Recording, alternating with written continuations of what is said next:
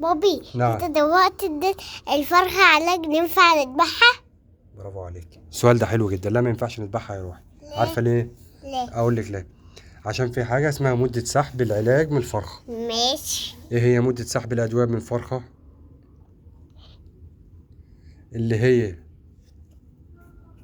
لما بنيجي نذبح لازم قبل ما نذبح نعرف احنا ادينا الكائن الحي ده علاج ولا لا. تمام. ماشي. مدة السحب دي هي الفترة اللي لازم نستنى فيها بعد ما ندي الفرخة أو البطة أو أي كائن حي عندنا دواء أو علاج.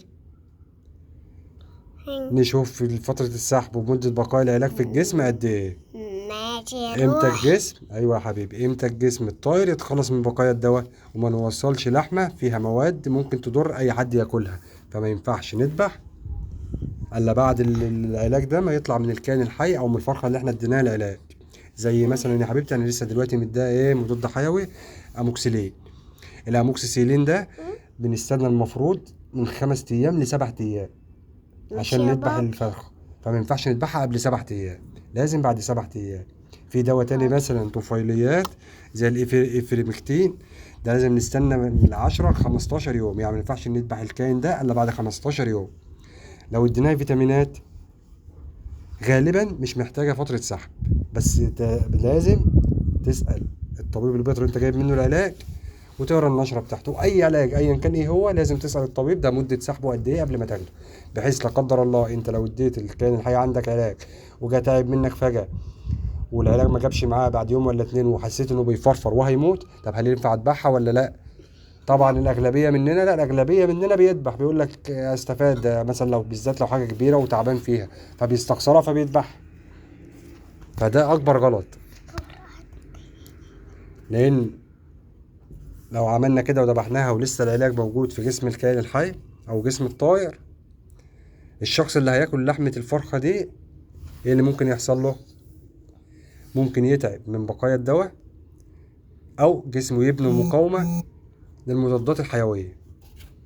يبقى المضاد تيجي انت بعد كده تتعب تروح للصيدلية، الصيدلي تقول له اديني حباية مضاد حيوي وتاخد الحباية ما يحصلكش اي حاجة ولا يأثر فيك.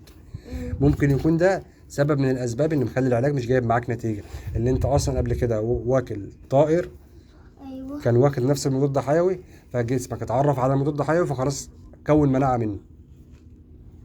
وفي حالات سيئة جدا ممكن الواحد يوصل لها اللي هي يحصل تسمم او حساسية لا قدر الله، عافانا وعافاكم الله. يبقى انت كمربي شاطر مهتم بصحتك وبصحة عيالك، او لو تاجر بصحة زبونك،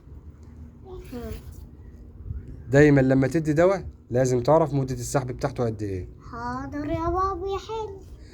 وموعد السحب عشان تبقى عارف امتى تذبح وامتى تقول لزبونك لو انت تاجر الفراخ دي لسه عليها علاج. حلو. فرأيي الشخص انا كمربي شاطر اللي ما بيلتزمش بمدة السحب بيأذي نفسه وبيأذي صحة عياله، ولو تاجر بيأذي الناس وهو مش حاسس وبيخسر ثقة الناس فيه. لكن لو خدت بالك من حاجة زي كده هتكسب رضا الله ورضا ربنا عليك، فبالتالي هتكسب رضا الناس ورضا الزبون.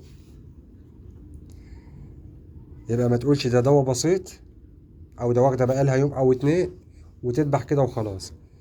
يبقى لازم تعرف ان كل دواء انت حضرتك بتديه لاي طائر عندك ليه مده سحب معينه علشان صحتك وصحه اللي بياكل من فراخك.